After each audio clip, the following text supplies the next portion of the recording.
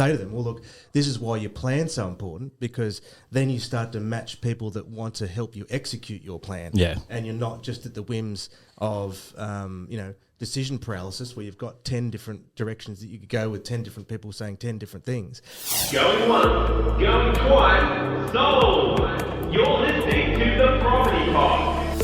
All right, guys, welcome back to The Property Pod, your weekly engagement into real estate here in the Hobart Marketplace. I'm your host, Aaron Horn, and I'm joined by real estate agents here at 414 Property Co., Patrick Berry and John McGregor. Welcome back, boys. Same goes.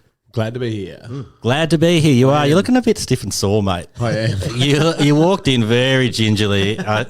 Your back was very straight. You were kind of like a board. I'm like, what's going on? You're like, I've been carrying too many bags. My back's gone. So what's happened? You've been over to Alice Springs and I have been to Alice Springs. You've come back a changed man, broken man. Broken man. Right.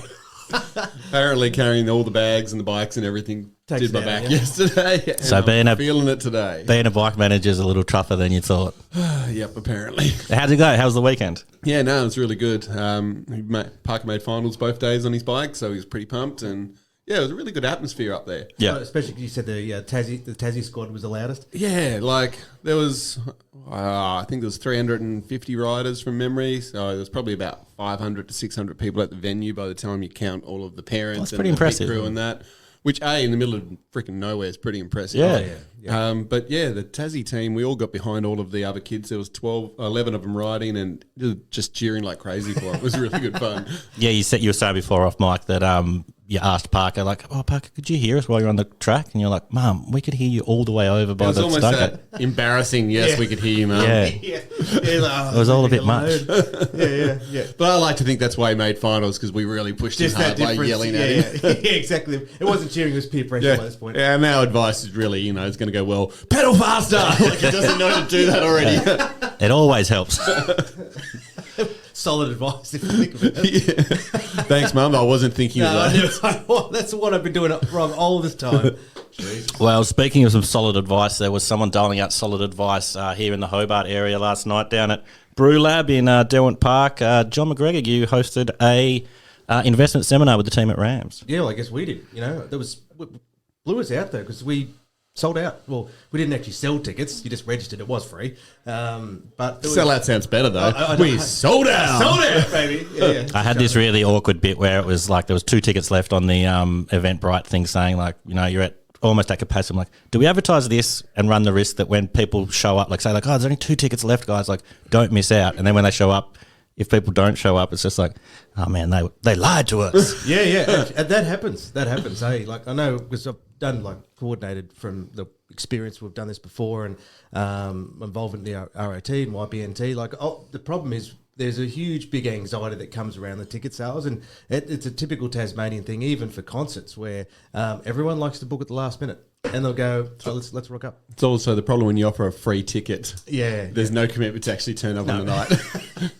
But that being said, really, really impressive turnout. I would say 35 to 40 people at least, showed up and showed their interest in investing information. How'd you feel it went? I was really happy with it. I mean, it was the first time we've done it as a team, and you always think if you first one, if you can get to 80-90%, that's a pretty damn good effort. Yep. And there's always little tweaks and changes. We go, you could do that a little bit better. Then we'll put on a couple more, and hopefully the goal would be that if anyone ever registers for our event, it'd be like, yep, the 414s events is they're good, they're informative, they're we get in and get out, get what we need. And I think to be able to run those and get a name for that kind of event would be great. I think a lot of people will put these on and actually make no effort and just expect that it just takes care of itself. No problem. So 12 months' time booking My State Bank Arena, John? Without question. We'll have side acts, Kiss is performing.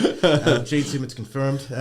Last time I saw John perform there, he did the Dr. Seuss, all the places you'll go. Yeah. So wouldn't be his first time up on stage there commanding an audience. I'd love to know what the support act to an investor seminar would be. You just wait, baby.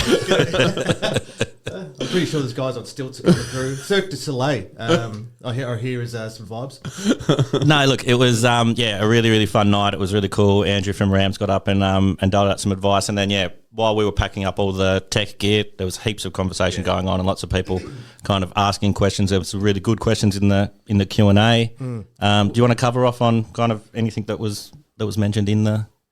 Yeah, well, look, the whole I think that the idea was that follow the numbers, not the noise.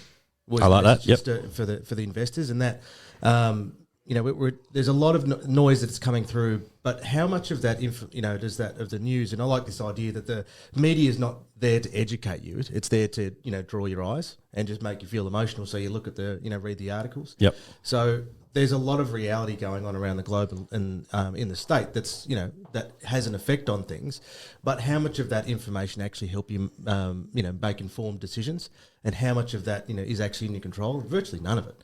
So obviously, as best as we can we learn to understand what's absolutely in our true control, regardless of what's going on around us, so that then you're able to make good decisions regardless of any market, and you can make moves when it's going up, you can make moves when it's going down, you can make moves when it's going sideways, but then you understand what's totally in your control, and that from here on out you're not just making whims going, oh, I'll buy that because someone told me to. It's like, does it follow my plan? Do you know your numbers, and does it work? And so if it does, go for it. So it becomes a much better way of enabling you to make good decisions for your future. Yeah, and look, there was heaps of stuff in there about kind of knowing the numbers and making sure that you're not just kind of running on emotion, which I think if you're trying to get into the investment space, it would be silly to be like, I like Coca-Cola, so I'm just going to buy Coca-Cola stocks or something like that, when that's kind of, is that actually going to help me out in the long run? It's just, I love drinking it. So, I drink it all the time, so of course I'm going to buy that. Like, is it really the best way to invest your money? So if you can remove the emotion out of the equation, you'll probably have a lot more success. The one thing I thought was crazy was the demographic across it was so broad. There was 100%. Some young guys asking some really valid questions. There was even a lady asking, like, is there an age limit for me to become an investor? Like, am I too old, or am I aged out of it? It's like, no, love, like, basically, if you want to get in that space, like, come and have a chat with us. It was a really interesting. When she asked that question, I was like, it's such a simple question, 100%. But I'm definitely, people will be thinking, well, John turned it on his head and said, oh, if I'm 16, can I? I said to Andrew, well, can I get a loan? He's like, technically. I mean, you'd be amazing if you had $200,000 as a deposit when you were 16. That's a pretty damn good effort. But, the thing is, influences, baby. Any time is fine. Yeah. Stranger things have happened. 100%.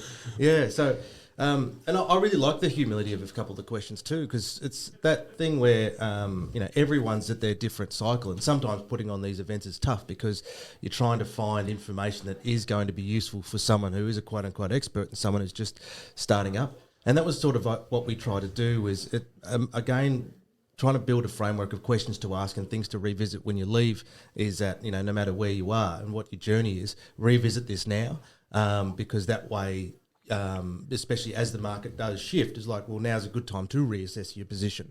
Is it, time to buy, accumulate? Is it time to sell? Is it time to just hold fast, Are you maximising your returns as best you can? You're getting all the tax advantages. Even when it says, so when's a good time to buy and when's a good time to sell? Even on the sell front, we just said, well, if your property's a dud, get rid of it. Quite simply, like if it's high maintenance, it's a low return, and there's no potential for capital growth, that's a bad investment. But sometimes we have this sunken cost idea where it's like, no, I've got to hold on to it. It's gonna come good. It's gonna come good. I'll polish it into a diamond eventually. No, mate, you got a dud. Cut it. You are not supposed to be investment right now. But these are good. Got it done. That's so cool. But these are good questions for to ask. And from obviously it was a disclaimer that we're not going to quote ourselves to say we have all the answers, and we make emotional decisions too. Pen. Sorry.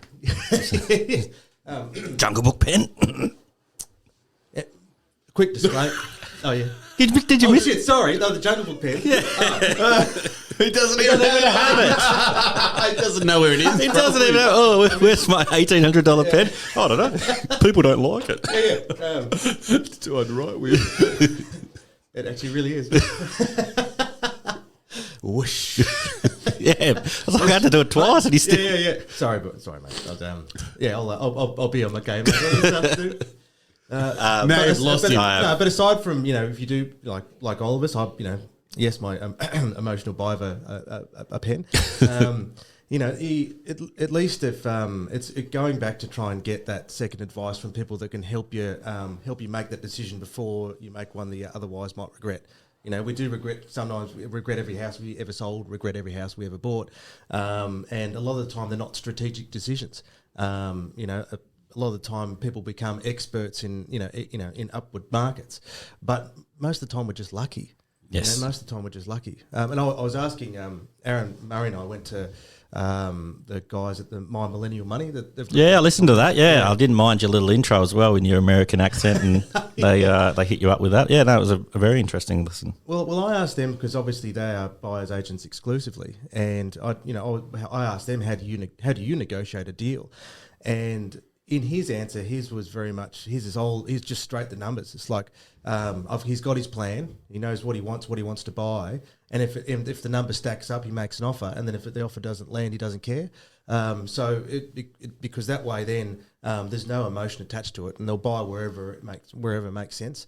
And the handy thing for him is that then all these properties just become a vehicle for his financial future, and he doesn't get wrapped up in the nuance of the maintenance, the management, how that affects tenants, and all other elements that you probably should otherwise just let go of and let a team manage for you. Yeah.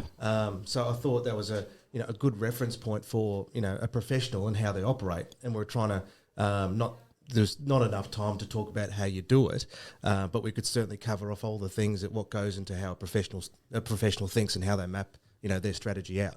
So that was the goal. So that once they've got those base references, now we can source that information to help them, deep dive into it further. Yeah, and hopefully you covered off some really good stuff, and then the conversations afterward led to some, let's meet up again and we'll chat more about this, and we can provide you with some of the things that we've talked about. You mentioned Simon from Propertyology a few times in your speech, and you kind of used the was it brown chocolate or milk chocolate? Milk chocolate, that's them. Yeah, my mate Brad. Yep. Yeah. So there's a bunch of stuff in there that was very valuable. We'll try and put the seminar together, and create access to it to some Property Pod listeners if they're interested as well. Yeah, it's cool to have you to bring in all the cameras. I hope it comes together. Yeah. Only time will tell, my friend. Only time will tell. If I notice we're not holding any promises. We'll see how we go. We'll see how we go. Well, straight up, like one of the a couple came up to me and they want to buy their first investment, and they're like, "Well, what do I buy?" Because she asked, "Okay, how do I find a cash flow property right now?" And to our answer was, well, if you want it, but she wants to buy in Hobart and then not put it, I said, well, you might have to put a really sizable chunk deposit down to have it, be cash flow positive. And which I suppose, as we know, it's the idea that you don't have to keep putting money in your pocket to hold that property. It's actually, paying you a dividend, you could say. And the answer was, well, maybe Hobart isn't the right move for them right now. Yeah. And maybe with their particular goal, they need to consider looking elsewhere, because Gagebrook and Bridgewater used to net us 8 to 10% easily as a gross yield, but those suburbs have completely changed in Hobart, because even though the rents have risen in a big way, so have the prices. So if you've got 100, 200 grand to work with right now, 4 to 5% doesn't seem as exciting.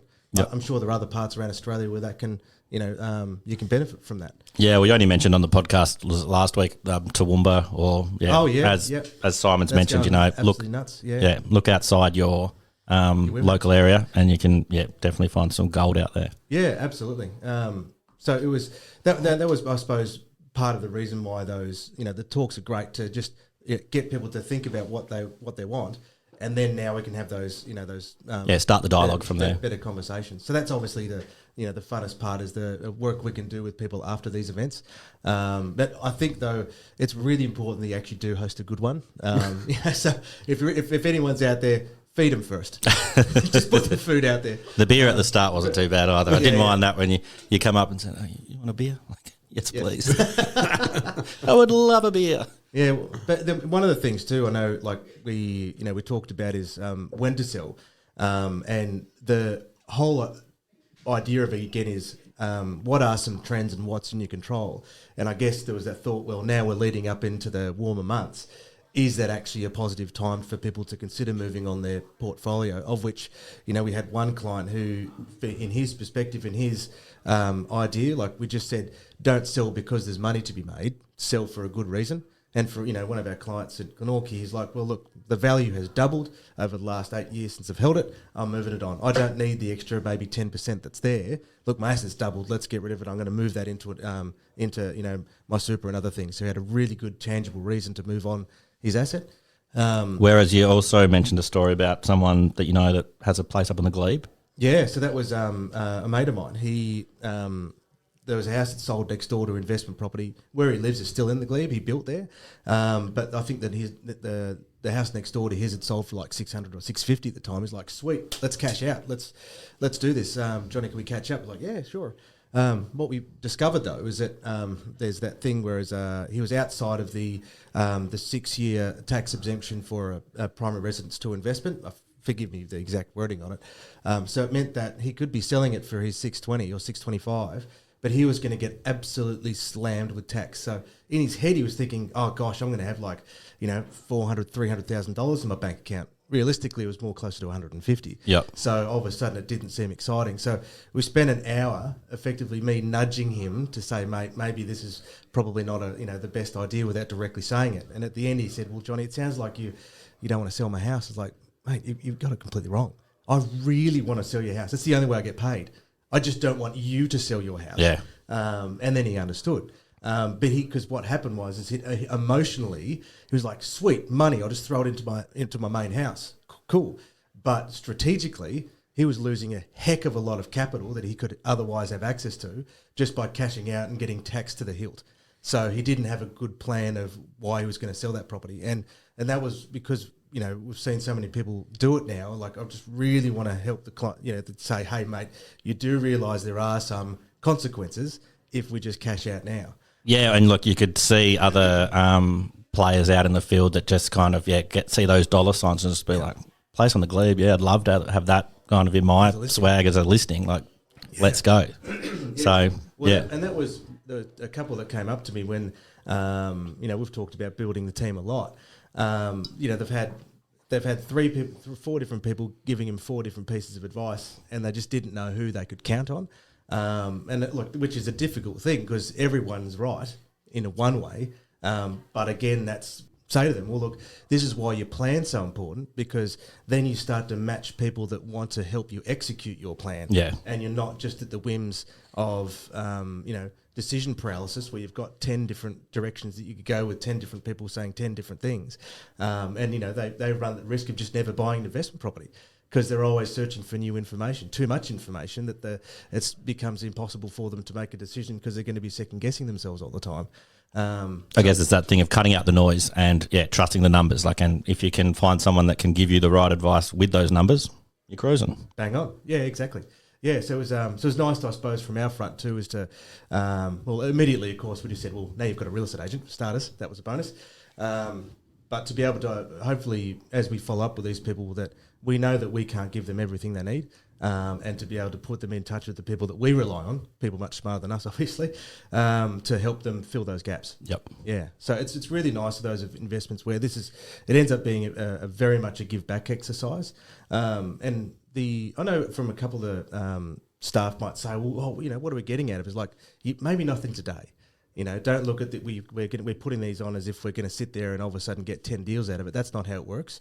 But I love the idea of us being able to build that trust with people over time, and that's a constant resource for people to revisit to. I think it just forms part of 414 strategy. We've always been about educating people first. That's 100%. What this podcast is for. That's what our blog's for. This is just another alliteration of that, another version of what we do to help people understand the market better. Well, I think Joe touched onto it, like our investment specialist, where she said our business is quite transparent with our clients in terms of all the technology they have access to, the information, our communication.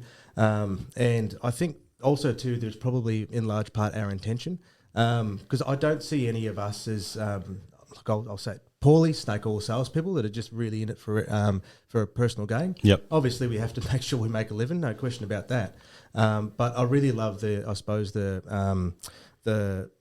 values that we have in this business, which is the fact that we discourage a person to sell because we'd rather miss the commission in lieu of them having a better outcome that may not be a result of selling or buying. Yep. I mean, we had his dad and I listed a property where the couple, unfortunately, were going through separation, and then they called up and said, actually, we want to stay together. We're like, He's like, we're so sorry with it. It was like, mate, what are you talking about? Like, this is the absolute best outcome because we sat with them and said, you'll sell this and both of you are going to be in worse properties. You're going to both hate it. So we couldn't obviously encourage them to get back together. But if they sold where they are, they're both going to be in a really, really worse off situation. So it was, I guess, enough for them to just think about before, because we could have just got on the market, got it sold, got under contract before they even had time to really think it through. But by just they rekindled their love. That's a little Cupid's arrow just shot on down. Yep. John was on the roof with his little arrow. Oh yeah, we do what we can. The love doctor. Yeah. And again, that's and that's the beauty of these kind of events, because at the end of the day, like, we're learning something. It forces me putting it together. It forces me to just spend what I must have spent about probably 15, 20 hours piecing it all together. It's going to be useful. That's how long I thought it went for while you were talking. Sorry, I shouldn't have said that. Ouch, that's right. Well, we had a go at Luke. Maybe we're trying to understand me. Look out, Chris, you're up next. We're easy, much. It's all right. We'll turn the 45 into a tight 5. We got this. We got this.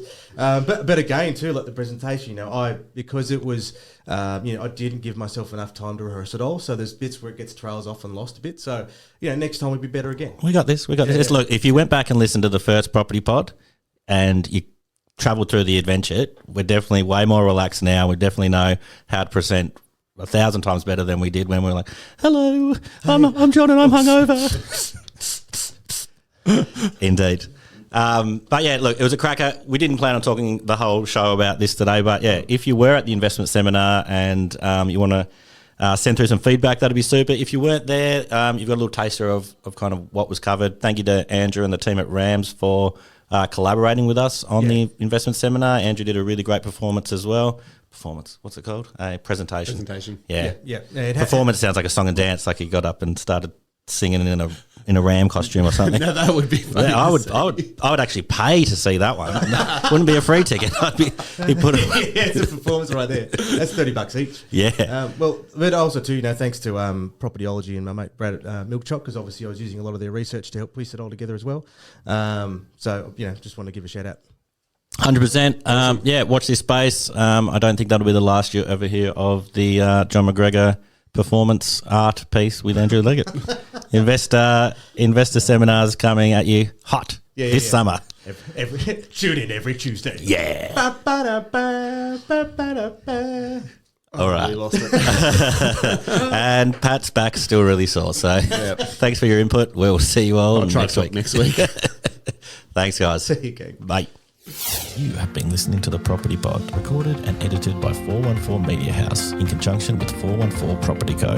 This podcast is general information only, and the thoughts and views expressed is the opinion of our panel, and listeners should always seek then use their own investigation into any topic we discuss to ensure they fully understand their own situation. It does not constitute and should not be relied on as purchasing, selling, financial or investment advice or recommendations, express or implied, and it should not be used as an invitation to take up any agent or investment services. No investment decision or activity should be undertaken on the basis of this information without first seeking qualified and professional advice.